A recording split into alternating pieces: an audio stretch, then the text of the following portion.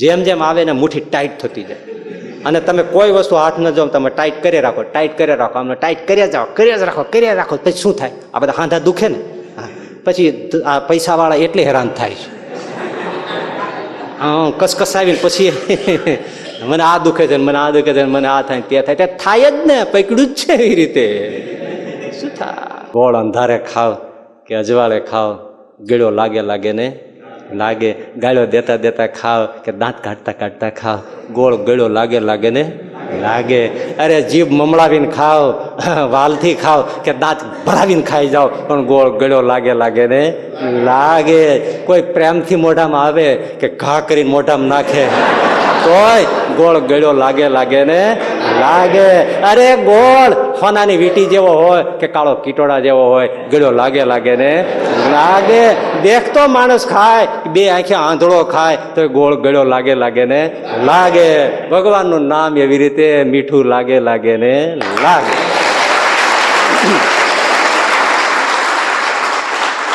એક દરબાર હાથમાં 3 ગોળી લઈને આખી બજારમાં આટા મારે. કોઈ કીધું શું તમે આટા મારો છો? તો કે વૈદ્ય કીધું છે કે જમ્યા પછી લેવાની. તે લઈ લ્યો ને, પણ જમવાનો મેળ પડે તો લઉં ને. મને થોડા વખત પહેલા, હમણાં જો આજે અઠવાડિયું નથી, એક જણાનો ફોન આવ્યો. મને કે સ્વામી તમે કથામાં કીધું છે કે ભગવાનને બધું સોંપી દેવાનું, તે હું બધું સોંપી દઉં તો બધું હરખું હાલ છે?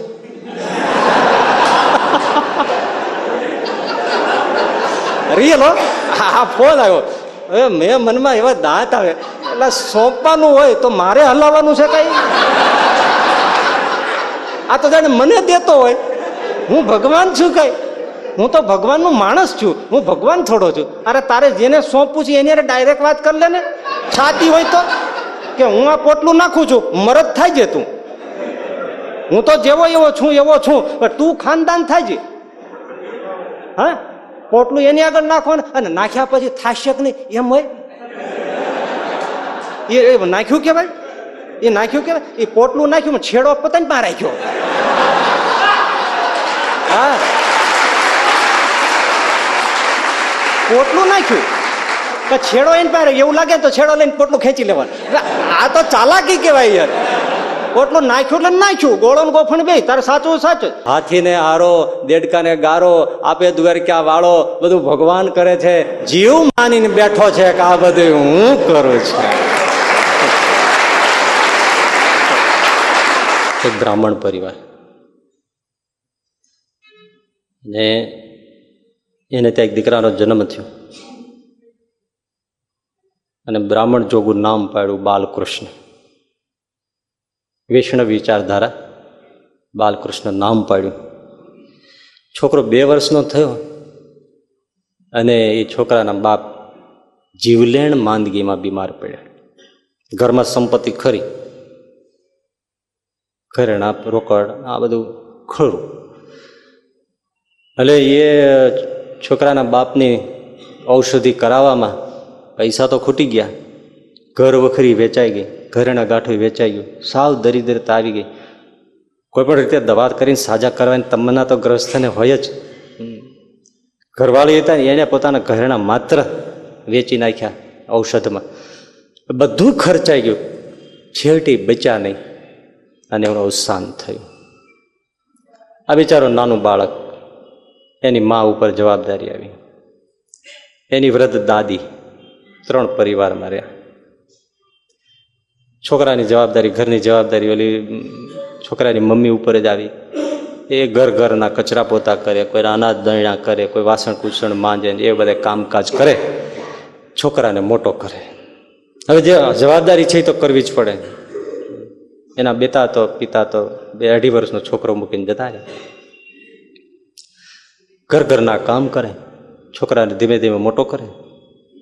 યથાશક્તિ છોકરાને ભણાવ્યો, છોકરો મોટો થયો, જુવાન થયો.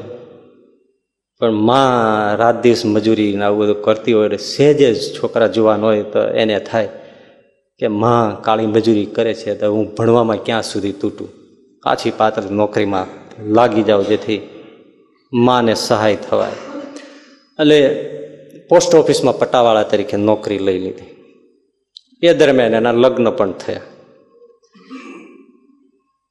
માંડ માંડ ઘરના બે છેડા પૂરા થતા હતા. પણ હવે નસીબના વાંકા હોય ને એના પછી કઈ બહુ સરખું હાલે નહીં. એક સાંધે ત્યાં તેર તૂટે એમ કહે છે ને. માંડ જરી ખરખું થયું અને માં ને એ બધા દાદીને એમ થયું કે હાય હવે છોકરા કામ કરતો થયો છે તો હવે ઠરી ઠામ થશે ધીમે ધીમે. ત્યાં નોકરી છૂટી ગઈ. સગાવાદને લીધે ગમે તે કારણોસર બીજાને રખાયો ને આમને કાઢી મૂક્યા. વળી પરિવાર અનાથ થઈ ગયો. ખૂબ ધંધુકામાં રખડ્યા પણ ક્યાંય કાંઈ મેળ પડે નહીં. થયું કે ભાગ્ય અજમાવા હવે હું અમદાવાદ જાઉં. અમદાવાદ આવ્યા. બધે રખડ્યા પણ ક્યાંય નોકરી મળે નહીં. ખાવાના ફાંફા થવા માંડ્યા. 2-5 રૂપિયા ઘરેથી લાવ્યા છે એ ખાવા પીવામાં વપરાય ગયા. ખીસું થઈ ગયું ખાલી. જુવાન ભૂખ્યો છે 2 દિવસ ને 2 રાતનો. પણ ક્યાંય 1 પૈસાની મજૂરી મળતી નથી. થાકીને પછી જિંદગીથી હારી જ જાય ને માણસ. ઘરે વૃદ્ધ દાદી છે, બા છે, એની ઘરવાળી છે. એમાં એક મજૂર પોટલું લઈને નીકળ્યો. આને એમાંથી વિચારનો જબકારો સ્પાર્ક થયો કે પછી આ પોટલા ઉપાડે છે તો મારે પોટલા ઉપાડી શકાય, એટલે મજૂરીનું કામ લઈ લઉં એમ માને રેલવે સ્ટેશન ઉપર આવ્યો. રેલવે સ્ટેશનમાં બધા પોટલા ઉપાડતા જ હોય અને ત્યારે આવું નહીં હોય કે રિઝર્વેશન થયેલા કુલીઓ ને એવું બધું હોય, નોંધણીનો ને એવું ના હોય. સૌ મજૂરી કરે. એ રેલવે સ્ટેશન ઉપર પોટલા ઉપાડવાનું કામ સ્વીકારી લીધું. પણ પહેલો દિવસ ને આ હજી હાવ ભૂખ્યો, 2 દિવસનો 2 રાતનો ભૂખ્યો અને શરીરનો એક વળિયો બાંધો, ફૂક લકડી શરીર અને એમાં ભૂખ્યો તરસ્યો. કામ તો થાય નહીં. પણ જેવી ટ્રેન આવી એટલે મજૂર દોડે. આ દોડ્યો, એક જણા પાસે જઈને બેગનો સામાન લેવાઈ ગયો. પેલા તરત ધડ દઈને પાટું માર્યું. હાટા આ હે ઇધર. શરીર તો જો તારું હાઠીકા જેવું શરીર છે ને આ પોટલું તો અમારી બેગ ઉપાડી શકવાનો છે અને જોર કરીને ઉપાડો જાય તો નીચે નાખ તો ભાંગીને ભૂકો થઈ જાય. મારું બધું અંદરનું બધું તૂટી જાય, બેગે તૂટી જાય. નીકળાયથી કેટલો બિચારો નિરાશ થયો. બીજાની પાસે ગયો તો એણે પણ તિરસ્કાર કરીને કાઢ્યો. ત્રીજે ગયો, શરીર જોઈને જ કોઈ સામાન આપે નહીં. એમાં એક જણા પાસે નાની બેગ ને એવું હતું એટલે એમનો સામાન ઉપાડવા ગયો હતો. એમણે લીધું. લે લો ભાઈ, લે લો. બહાર સામાન આપ્યો, કાઢી લઈ ગયા. ઘોડાગાડીમાં એનું ગોઠવ્યું. મજૂરીના ચારાના આપ્યા. ચારાના આપ્યા એટલે વિચાર થયો પેલા કંઈક પેટમાં નાખવું તો કામ થાય. એટલે સામે એક હોટલ હતી, ત્યાં દુકાન હતી, ગરમ ગરમ ફરસાણની, તે ગાંઠિયા તળાતા. આ બનેલી વાત તમને કહું છું. 4 આનાના 1 શેર ગાંઠિયા 500 ગ્રામ, એટલે કે 5 શેર એટલે 100-125 ગ્રામ ગાંઠિયા 1 આનાના આવે. 1 આનો એટલે 6 પૈસા. 6 પૈસામાં હું થોડું ગાંઠિયા ખાઈને પાણી પી લઉં, 3 આના બચાવું. એમ કરતા થોડું ભેળું થાય તો ઘરે ભૂખ્યા બેઠા છે શું ખબર છે હજી, એટલે ત્યાં મોકલું. એ 125 ગ્રામ ગાંઠિયા 6 પૈસા 1 આનાના બંધાવ્યા અને લઈને એક બાજુ બેસીને જમવા માટે જતા હતા. ત્યાં સામે ફૂટપાથ ઉપર એક લંગડો વૃદ્ધ સાધુને જોયો. એ ભૂખ્યો, એનો હાથ આમ થઈ ગયો. આનેથી કહો આને તો ભગવાને પગે નથી દીધા અને પાછો સાધુ અને એ ભૂખ્યો છે તો મારે એને દેવું જોઈએ. એ ગાંઠિયા એને દઈ દીધા. લ્યો બાબા તમે ખાઓ. ફરી 1 આનો લઈને પાછા ગાંઠિયા લીધા. એક બાજુ બેસીને જીમા પાણી પીધું, થોડી વાર આરામ કર્યો. પછી તો નિત્યનો ક્રમ, રેલવે સ્ટેશનમાં ઉપાડવા દે, એના પોટલા ઉપાડે, મજૂરી આવે, ભેળી કરે, ઘરે મોકલે અને એમ કરીને એનું ઘર ગુજરાન ચલાવે. એમ કરતાં કરતાં દિવસો પસાર થાય છે. એને ત્યાં દીકરીનો જન્મ પણ ધંધુકા થયો. હવે અહીંયા રેલવે સ્ટેશનમાં એની મજૂરી ને ત્યાં જ એનું પથરણા રેન બસેરા જે કયો એ બધું રેલવે સ્ટેશન એનું. દિવસો જાય છે. દારૂણ ગરીબી છે. અપમાનો મજૂરોના જે થતા હોય એ. બ્રાહ્મણનો દીકરો છે. ઘણી વાર થાય કે હું કાંઈક તો ભણ્યો છું પણ નસીબ યારી આપતું નથી, ભણ્યા પ્રમાણે નોકરી નથી મળતી, મારે આ કરવું પડે છે. હશે મારા એવા કયા જન્મના પાપ હશે કે મારે ભોગવવાના છે, હશે. પણ મનાવીને કામ કરે છે. 2 પૈસા તો આવતા જ હતા ને તો હવે એમાં એક રેલવે આવી ગાડી ટ્રેન આવી અને એ માલ સામાન ઉપાડીને પોટલું લઈને જતો, એમાં એ રેલવેમાંથી એનો કોઈક સંબંધી ઉતર્યો અને એ આને જોઈ ગયો, માથે પોટલું શેઠજી કરીને ઓલાને દોરતા જાય અને લેતો જાય, આને પેલાની ચોટલી ખીતો થઈ ગઈ.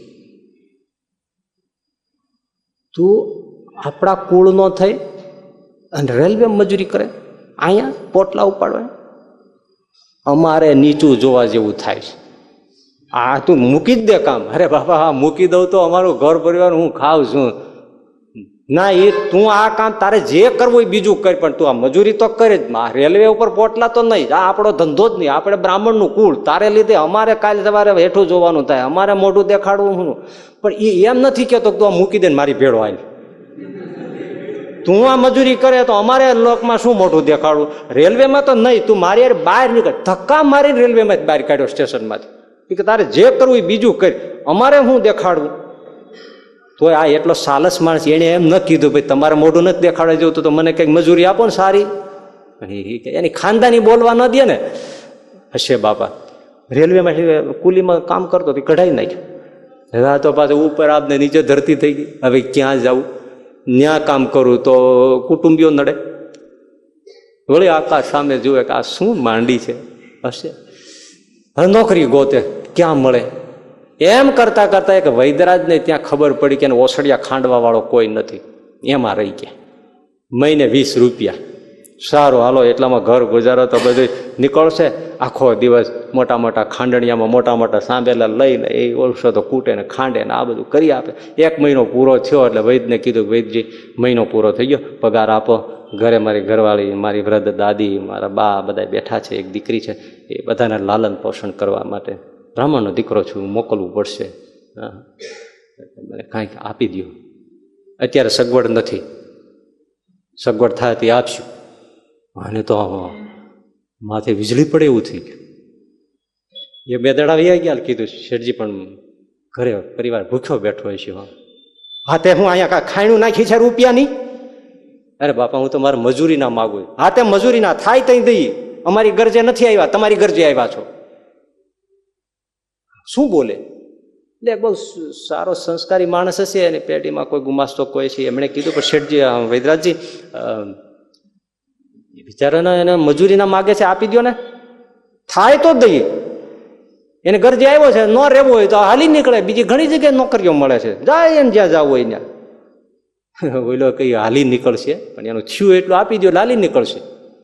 એમાં ક્યાં એ કહે છે. હા થયું હોય તો સગવડતા હોય તો દઈ. હા મારી પાસે કાંઈ અત્યારે કાંઈ નથી. એને જોતો તો 20 રૂપિયાના ઓહડિયા લઈ જાય. ઓહડિયાને શું કરવા, હિંગાસ્ટક ને લવણ ભાસ્કર ખાધા વગર શું કરવા. જીમા ઉપર લેવાય. એક દરબાર હાથમાં 3 ગોળી લઈને આખી બજારમાં આટા મારે. કોઈ કીધું શું તમે આટા મારો છો, તો કે વૈદ્ય કીધું છે કે જીમા પછી લેવાની. તે લઈ લ્યો ને, પણ જમવાનો મેળ પડે તો લઉં ને. હવે આ ઓસડિયા લઈ જાય, લ્યો પાચક ફાકીને આમ પાચન વટીને ત્રિભુવન કીર્તિ રસ ને. પણ શું કરવા, આને ખાધા પછી જ લેવાય.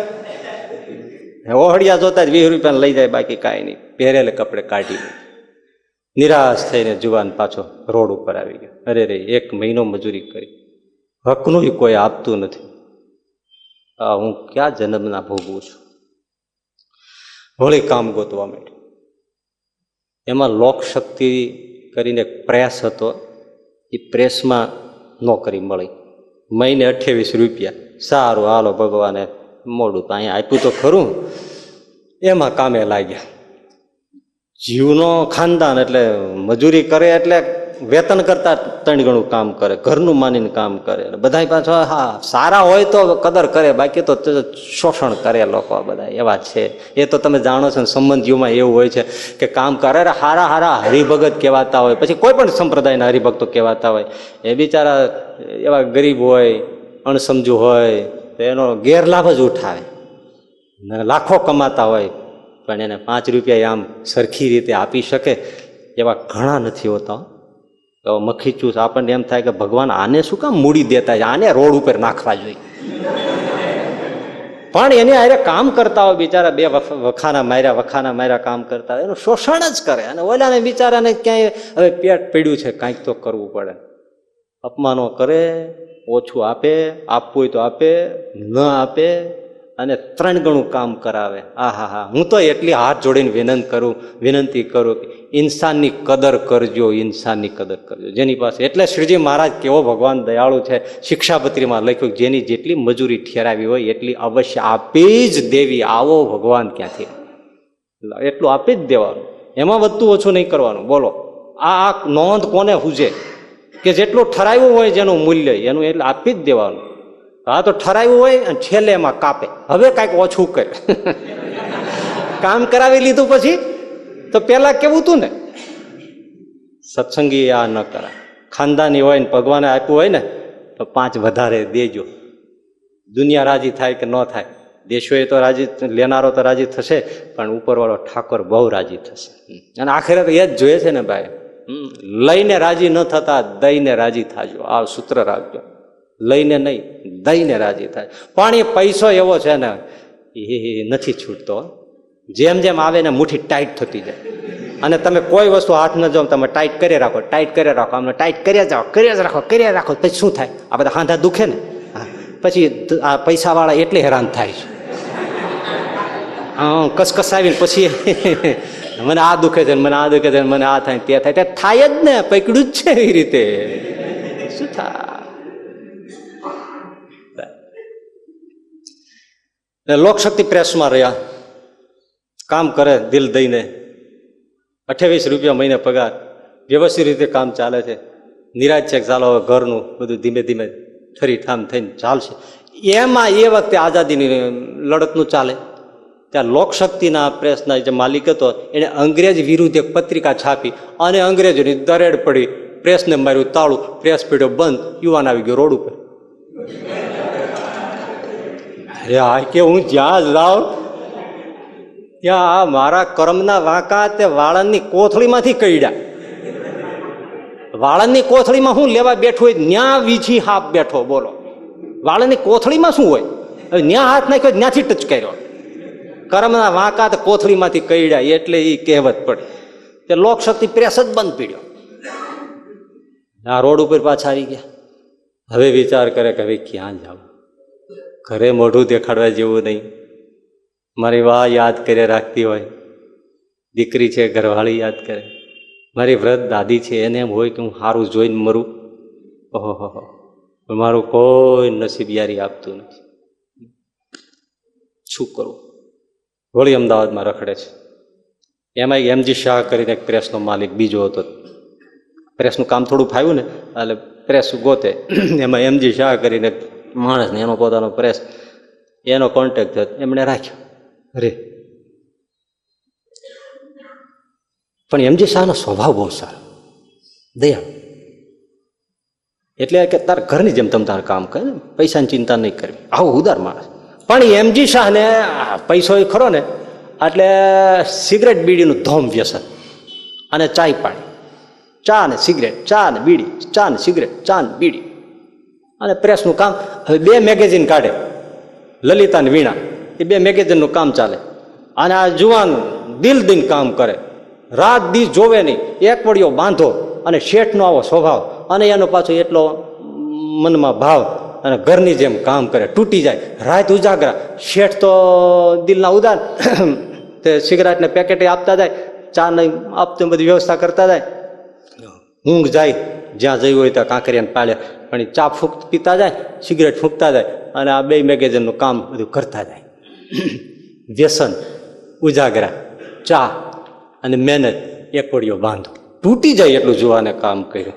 હવે માંડ છતાંય તો ચાલ્યું તો જતું હતું, પણ શરીર છે, કામ હાલ્યું જતું હતું. એમાં આ એમજી શાહને એમ થયું કે 2 માસિક આને લીધે તરવા માંડ્યા. કારણ કે ઓલો રાત દી બીડીઓને ચા મૂકીને પણ કામ કરતો હતો જુવાન. એટલે આને એમ થયું કે આ છોકરો સારો છે, કામે સારું થાય છે, તો અમે મેગેઝિન કાઢીએ છીએ, હવે દૈનિક છાપું કાઢીએ. તે એને 3 ભાગીદાર બીજા લીધા, અને 4 જણા ભેળા થઈ અને દૈનિક છાપું છાપવાનો એક કામ શરૂ કર્યું. હવે એમાં એ શરૂ કર્યું ત્યાં ભાગીદારોમાં ક્યાંક વાંધો પડ્યો, તે એવો વાંધો પડ્યો કે આખો મામલો કોર્ટમાં ગયો, તે કોર્ટે સીલ માર્યું, પ્રેસ બંધ થયો, રોડ ઉપર જોવા લાગ્યું.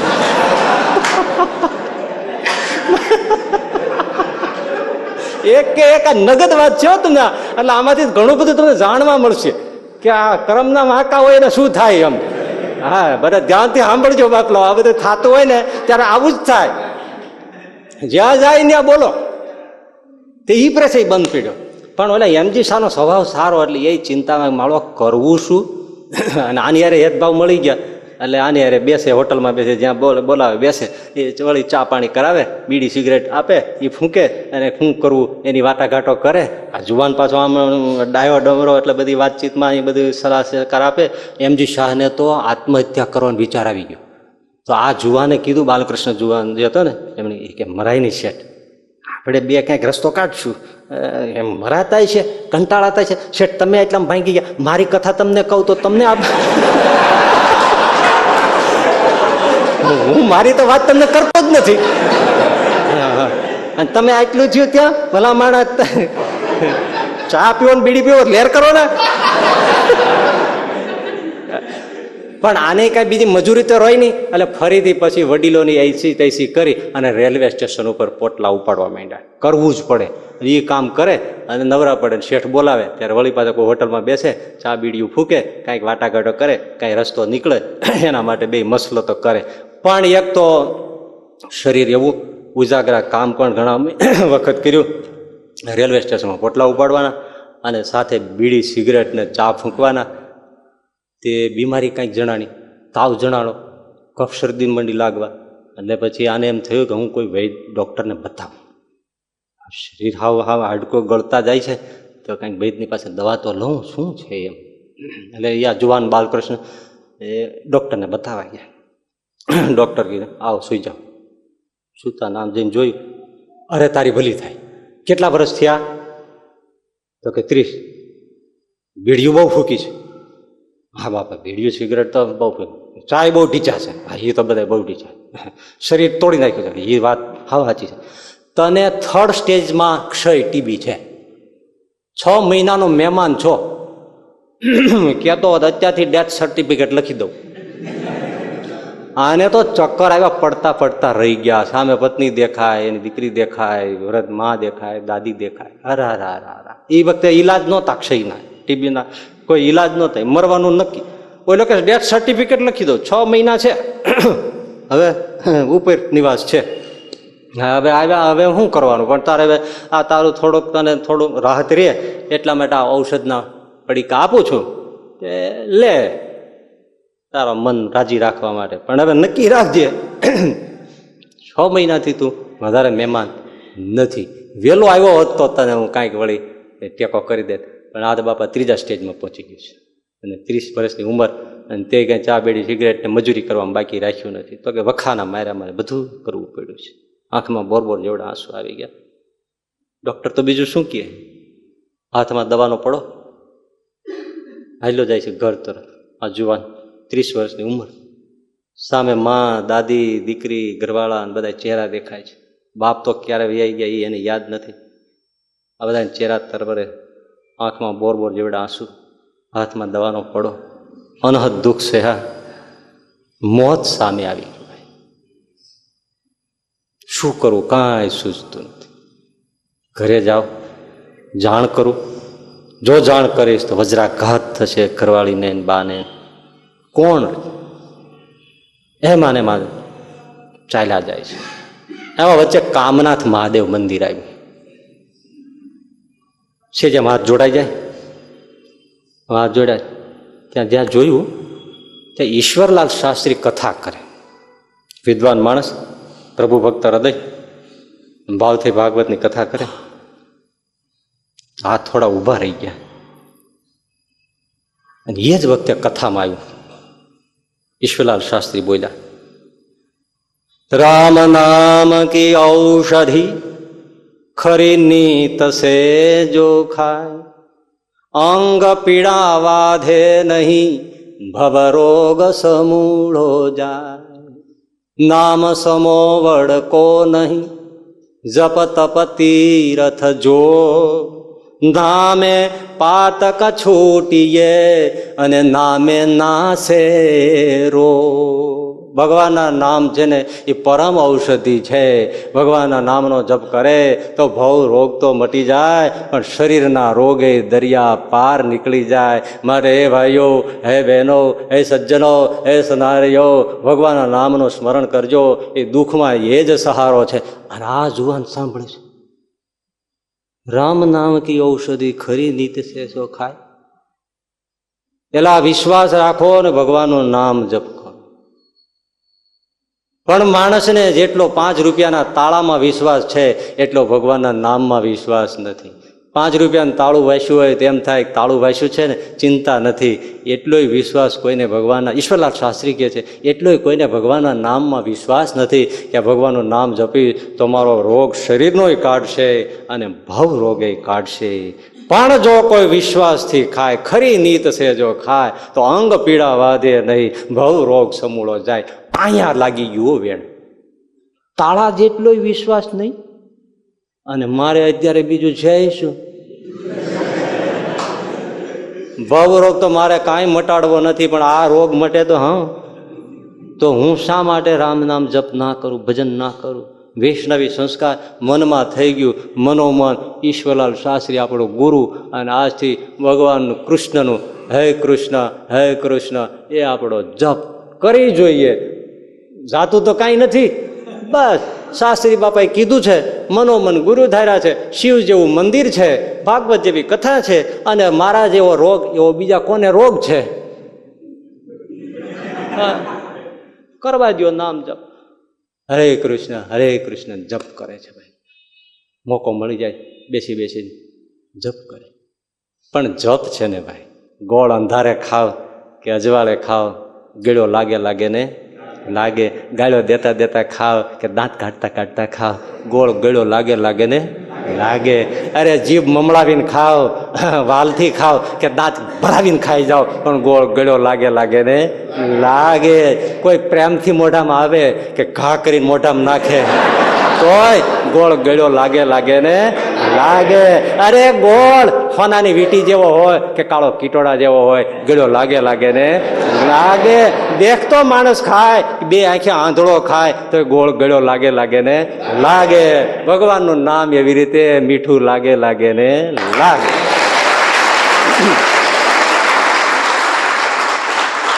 આ યુવાન પછી હવે હરે કૃષ્ણ કહે છે. જપ કરતા થોડા જ દિવસમાં શાંતિ લાગી. મારું ભજનમાં સુખ તો છે હો, ભજનમાં સુખ છે. મન ભજનમાં વળ્યું. ભલે મજૂરી થાય, જેટલી થાય, દવા થાય, જે થાય કરશું, પણ સુખ છે. રોજ કથામાં આવવા માંડ્યા, રોજ બેસે. થોડા દિવસો આવી રીતે પસાર થયા, ત્યાં વળી પાછું કથામાં આવ્યું.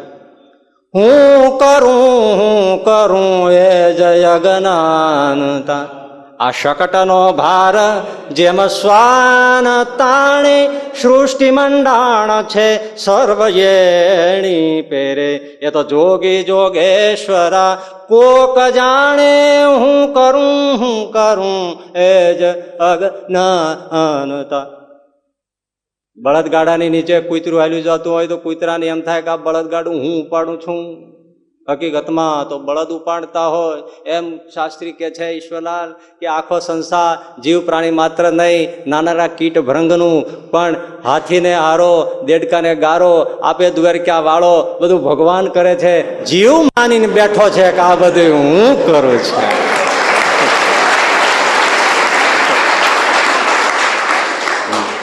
બાકી તો ભગવાન કરે છે બધું.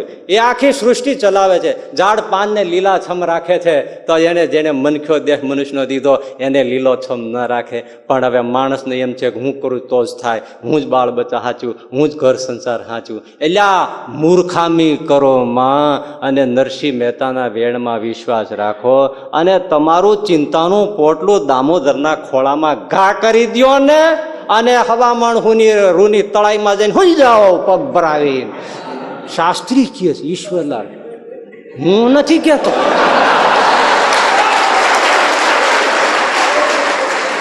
અને પેલો જુવાન સાંભળે છે. હરે કૃષ્ણ કર્યું અને શાસ્ત્રી બાપાની વાત માની તો શાંતિ થઈ. તો હું કરું, હું આમ કરું, હું આમ બુદ્ધિ લડાવું, હું આમ લડાવું તો આમ થઈ જાય, 2 આંકડા ભેળા થાય, 3 આંકડા છૂટી જાય. એ તું કરીમાં આ બધું ઠાકોર કરે છે. ચિંતા કરવામાં પોટલું એને દઈ દો. અર્જુનની જેમ સર્વધર્માન પરિત્યજ્ય મામેકમ શરણમ વ્રજ અહમ તો આમ સર્વ પાપેભ્યો મોક્ષિષ્યામિ મા શુચ. હે અર્જુન, તું પાપની કાંઈ ચિંતા કરીમાં, આ બાપ બેઠો છે સામે, એને શરણે થઈ જા, તારા પાપ બાપ બધા ગયા. ચિંતા જ કરતો નહીં, એને શરણે થઈ જાઓ. અને જુવાનને થઈ ગયું, હું આ જ કરું છું કે હું નહીં હોય તો શું થાય છે, હું કરું મજૂરી તો થાય, આ બધું હું જ કરું છું. ભગવાન કરે છે. શાસ્ત્રી બાપા કે સીધા જ ઉપડ્યા સારંગપુરમાં પેલો રણછોડરાયનું મંદિર, ત્યાં જઈને રણછોડરાયના ખોળામાં ઢગલો જઈને આ જુવાન પડી ગયો.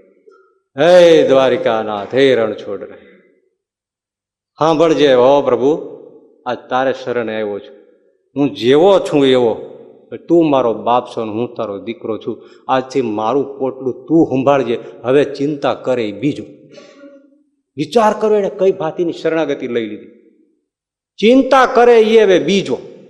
મારું નામ બાલકૃષ્ણ ભલે રહ્યું, પણ તું જ ખરો બાલકૃષ્ણ. હવે તું સંભાળ, હું જરાય ચિંતા કરવાનો નથી, તું સંભાળજે. આ ફેંકવું ને એ જ મોટી કળા છે. ફેંકાય નહીં. મને થોડા વખત પહેલા, હમણાં જો આજે અઠવાડિયું નથી, એક જણાનો ફોન આવ્યો. મને કે સ્વામી તમે કથામાં કીધું છે કે ભગવાનને બધું સોંપી દેવાનું, તે હું બધું સોંપી દઉં તો બધું હરખું હાલ છે?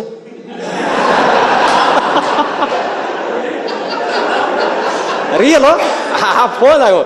હવે મેં મનમાં એવા દાંત આવે, એટલે સોંપવાનું હોય તો મારે હલાવવાનું છે કઈ? આ તો જાણે મને દેતો હોય. હું ભગવાન છું કઈ? હું તો ભગવાનનો માણસ છું, હું ભગવાન થોડો છું. અરે તારે જેને સોંપવું છે એની ડાયરેક્ટ વાત કરી લે ને. છાતી હોય તો કે હું આ પોટલું નાખું છું, મરદ થાય છે તું. હું તો જેવો એવો છું પણ તું ખાનદાન થાય છે. હા, પોટલું એની આગળ નાખવાનું, અને નાખ્યા પછી થાશે કે નહીં એમ હોય? એ નાખ્યું કેવાય? એ નાખ્યું કેવાય? એ પોટલું નાખ્યું, છેડો પતંગ માં રાખ્યો. હા, પોટલું નાખ્યું પણ છેડો એને પાસે એવું લાગે તો છેડો લઈને પોટલું ખેંચી લેવાનું. આ તો ચાલાકી કહેવાય યાર. પોટલું નાખ્યું એટલે નાખ્યું, ગોળો ને ગોફણ બે, તારે સાચું સાચું. મરવાની તૈયારી હોય ને તો આ થાય, કરી જોવે તો ચમત્કાર થાય. અને આણે ભાઈ જે ભાવથી નાખ્યું રણછોડરાયના ચરણમાં, હળવો ફૂલ થઈ ગયા. ચિંતા કરી બીજો. હરે કૃષ્ણ, હરે કૃષ્ણ, હરે કૃષ્ણ. મજૂરી થાવી થાય ન થાય એ ચિંતા મૂકી દીધી. હું પોટલા ઉપાડું, મળે તો ઉપાડું, ન ઉપાડું. નવરો પીડ્યો ને બેઠો નથી, બસ ત્યાં રણછોડ સામે બે કરવું જ કઈ. કેવો મરદ કહેવાય. હું તો આમે મરવા પીડ્યો છું. અને વાતે સાચી, કિનારો બાળી ગયો એ જ મરદાઈ કરી શકે. આ નથી કરી શકતા એનું કારણ શું છે? બધાને એમ છે કે હજી આઈ એમ સમથિંગ. એટલે લોખંડ જેવા શરીર હોય એ તે કઈ શરણાગતિ કરતા છે? તો મરવા પીડ્યો બાજુ ચારે બાજુ. ભગવાન પોતાની પાસે લેવા માટે ઘણીવાર બધું લઈ લે છે ને પછી બધું આપે છે. પણ એની પાસે આપણે જેમ હાવજને પકડવો હોય કે કોઈ શિકારને પકડવો હોય તો શિકારી બધી બાજુથી બંધ કરીને એક જ દ્વાર રાખે ને પછી ફાંસલો ફસાવે ને, એમ ભગવાનને આપણા ઉપર જયારે હેત હોય ને ત્યારે બધા બારણા બંધ કરીને એક બારણું ખુલ્લું રાખે.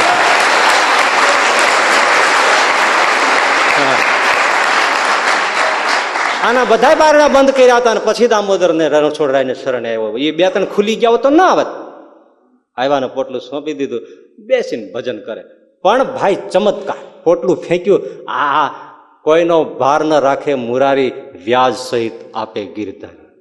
હા, વ્યાજ સહિત આપે, ભાર જરાય ન રાખે. એક 25 પૈસા આપ્યા હોય તો એને વ્યાજ સહિત ગણીને તમને આપી દે, એવો હિસાબી. ત્રીજો દિવસ થયો ત્યાં ચોખા બજારમાં તૈયબ એન્ડ કંપનીમાં સારામાં સારી નોકરી.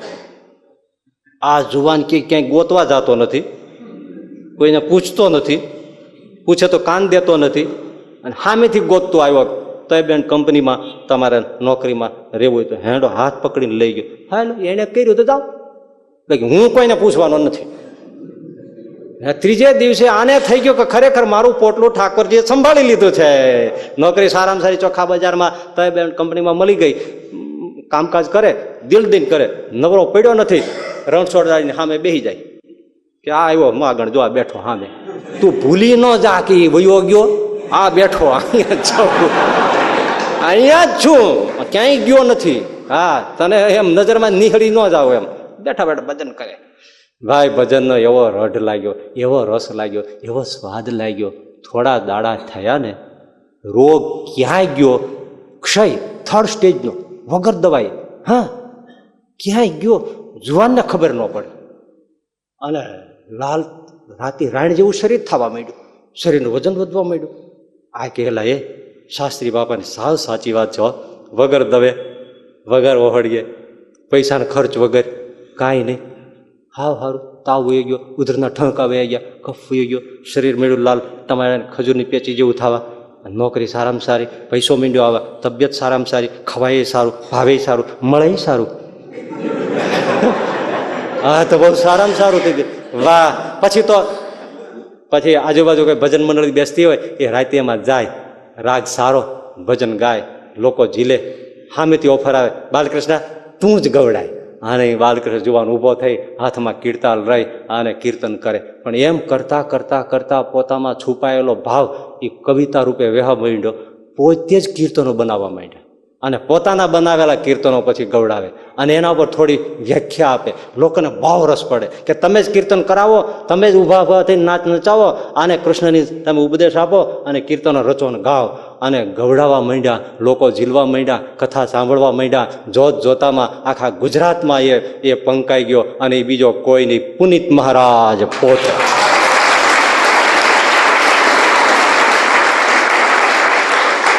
देखो भाई देखो, राम नाम की औषधि खरी नीत से जो खा, अंग पीड़ा व्याधे नहीं भव रोग समूलो જાય. પણ વિશ્વાસ, શરણાગતિ અને ભગવાનનું નામ જુઓ કેટલું સુખકર છે, શારીરિક પીડા ટાળી નાખે છે.